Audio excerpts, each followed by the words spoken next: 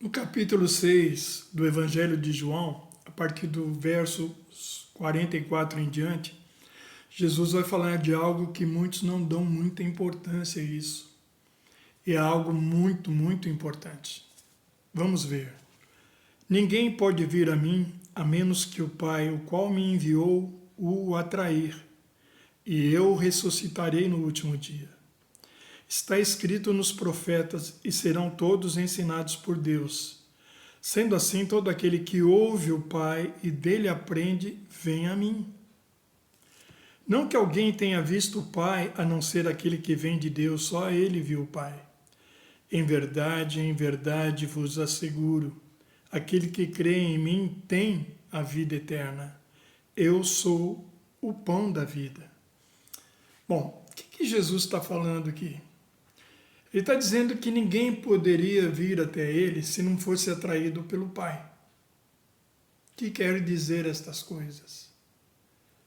Então ele fala de uma profecia, como está escrito nos profetas, e serão todos ensinados por Deus, sendo assim todo aquele que ouve o Pai e dele aprende vem a mim. Só que ninguém viu o Pai a não ser ele. Ora, o que o Senhor está falando aqui trata-se do temor do Senhor. Eu, antes de conhecer a Jesus, eu conheci primeiro o temor do Senhor. O temor do Senhor que me levou até Jesus. Então, muitos não têm o temor do Senhor.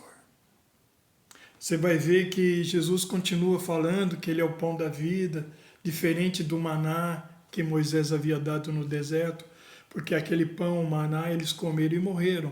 Mas quem comer desse pão que Deus dá, então Jesus explica que a minha carne e o meu sangue, esse viverá eternamente.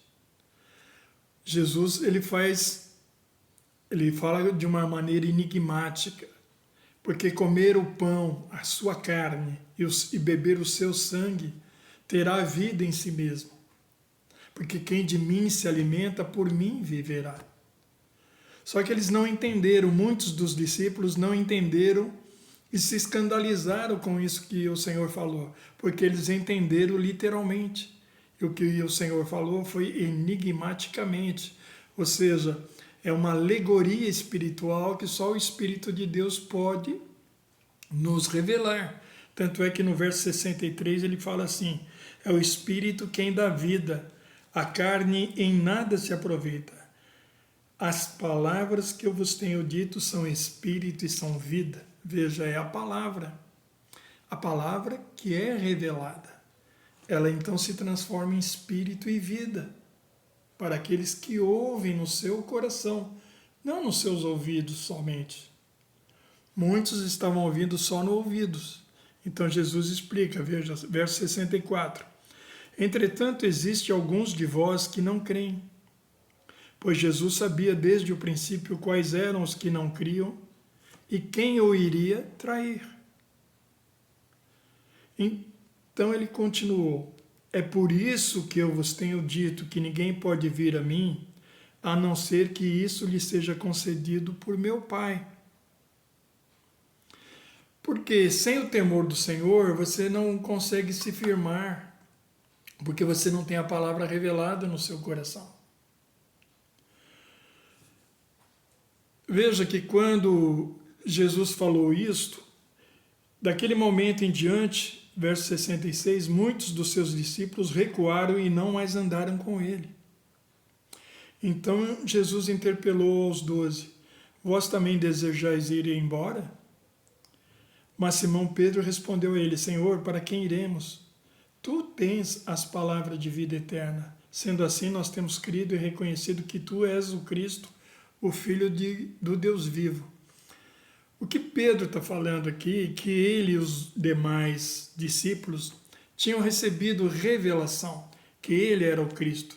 Se você lembrar de Mateus 16, depois que Jesus perguntou aos discípulos o que eles dizem que ele é. Quando ele perguntou o que os homens dizem, uns dizem é Jeremias, outros é João Batista que ressuscitou, e assim por diante. Mas e vós, que dizeis? Então Pedro, tomando a palavra, diz: Tu és o Cristo, filho do Deus vivo. E Jesus falou: Bem-aventurado és tu, Simão, filho de Jonas, porque não foi carne e sangue que te revelou. Veja, não foi a tua conclusão mental vinda da carne e do sangue que você concluiu, não. Foi o Pai Celestial que te revelou. Então, feliz é você. E essa palavra foi revelada a Pedro e aos outros apóstolos. Por isso que ele diz: Nós temos crido que tu és o Cristo, o Filho do Deus vivo. E Judas e os demais discípulos que havia naquela ocasião, não. Por isso eles deixaram Jesus. Ora, isso não é algo só histórico, esta é uma palavra profética. Muitos não continuam com Jesus. Eles vão na igreja, estão lá na igreja, mas não estão ligados a Jesus. Estão ligados a uma religiosidade. Lembre-se, a palavra profética é para todos nós, em todas as gerações. O que o Senhor está dizendo é que, se você não for atraído pelo Pai, você não pode permanecer nele. Por isso, veja, lembra-se do verso 64. Entretanto, existem alguns de vós que não creem, pois Jesus sabia desde o princípio quem eram os que não criam e quem o iria trair. Ora, Pedro, falando desse mesmo assunto, lá na primeira carta de Pedro, capítulo 2, dos versos 6 a 8. Porquanto assim está registrado na Escritura: Eis que ponho em Sião uma pedra angular, escolhida e preciosa, e aquele que nela deposita sua confiança jamais será envergonhado. Assim sendo, para vós os que credes, ela é preciosa, mas os que não creem, a pedra que os construtores rejeitaram tornou-se a principal, a pedra angular. Lembra que Jesus está falando a Pedro: Tu és pedra, né? Simão agora chama de Pedro: Tu és uma pedra, e sobre esta pedra edificarei a minha igreja. É isso que Pedro está falando aqui. A pedra principal, que é a pedra de ângulo, a pedra de canto. Veja, lembra a construção de um edifício? Os pedreiros colocam no canto o tijolo que forma aquele ângulo da parede, que é o ângulo reto de 90 graus. Depois, no outro canto, um outro tijolo formando os outros 90 graus. E ali eles estendem uma linha, um cordel, e vão fazendo assentamento dos outros tijolos, fazendo toda aquela fiada. Mas quem é prumado é só os tijolos de canto. Porque quando você pruma os tijolos de canto, toda a parede sobe prumada. Então, o que acontece? Se ela está bem prumada, quando você colocar o pavimento superior, ele vai ficar bem calcado, porque a parede está bem prumada, o peso todo é passado para o alicerce embaixo na terra, então a casa vai ficar firme. Mas se você não fizer a parede bem prumada, ela vai ficando embarrigada. E quando você colocar o pavimento superior, vai quebrar e toda a casa vai vir abaixo. Então os edificadores esqueceram da pedra angular, que é a principal, que é a revelação. Por isso que Jesus vai falar lá no Mateus 16, 18, que ele é a pedra, né? A revelação é a pedra angular. Sobre esta pedra edificarei a minha igreja. E o inferno não, as portas do inferno não prevalecerão contra ela. Jesus cita ali Isaías, capítulo 28, do versos 15 a 18, principalmente o 15 e 16, que o povo havia feito uma aliança com a mentira, com a morte e com o inferno, que é o refúgio da mentira, onde que eles se refugiavam. Era o engano, era a hipocrisia. E Jesus ia anular a pedra principal para aqueles que creem, né? Ele vai anular essa aliança que eles fizeram com a morte e com o inferno. Muitas vezes a gente vê a morte ou o inferno como um estado e um lugar de condenação. Não, é também uma influência. Porque você vai ver lá em Romanos 5,14, que a morte reinou desde Adão. Então, reinou, exerceu o quê? Uma influência. Morte é escuridão, ignorância. E o inferno sempre segue a morte, andam juntos, que é a condenação. Então as portas do inferno não vão prevalecer, porque ele vai edificar a igreja com base na revelação. Veja lá, voltando, 1 Pedro 2, capítulo 2, versos 6 a 8. Porquanto assim está registrado na Escritura, eis que põe em Sião uma pedra angular, escolhida e preciosa, e aquele que nela deposita sua confiança jamais será envergonhado. Assim sendo, para vós, os que credes, ela é preciosa.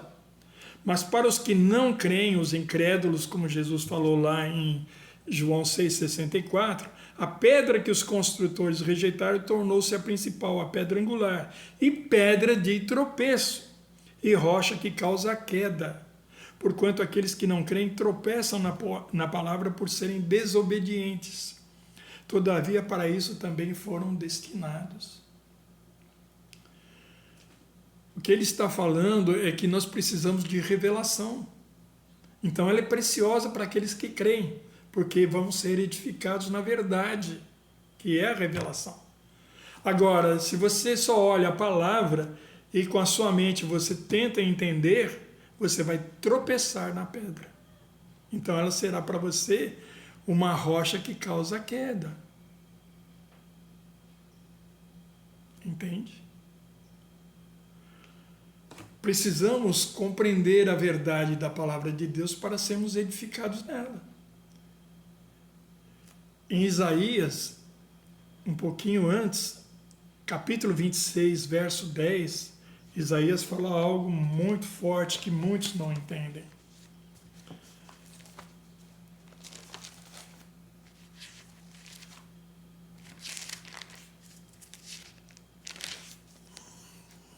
De fato, se o ímpio recebe graça sem que aprenda a justiça, mesmo na terra da retidão ele praticará o mal, sem ver a majestade do Senhor. O que quer dizer? Todos nós éramos ímpios, todos carecíamos da graça do Senhor. Então, mas um ímpio pode receber graça sem que aprenda a justiça. Leva tempo para aprender a justiça. Você só aprende por meio de revelação. A justiça vai sendo introduzida no seu coração.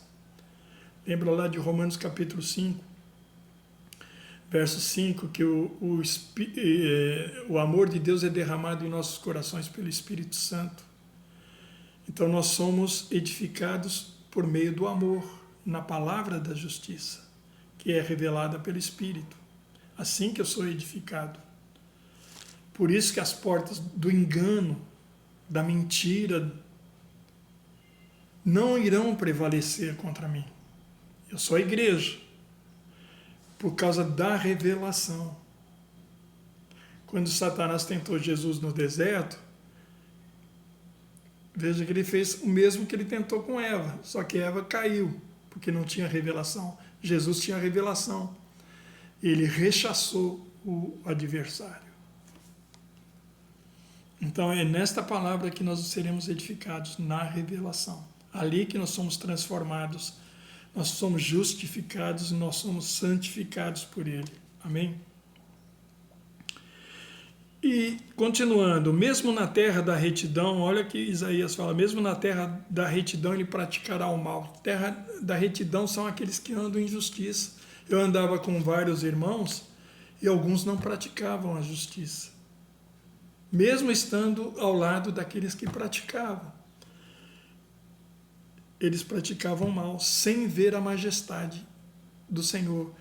É a presença do Senhor. Foi a presença do Senhor, que é o temor do Senhor que me levou até Jesus. Aí eu recebi graça. O temor do Senhor me dava direção e a graça o empoderamento para praticar a palavra de Deus. Por isso que ele fala assim, de praticantes e não só ouvintes. Para praticar você tem que ter revelação. Até a próxima. Amém.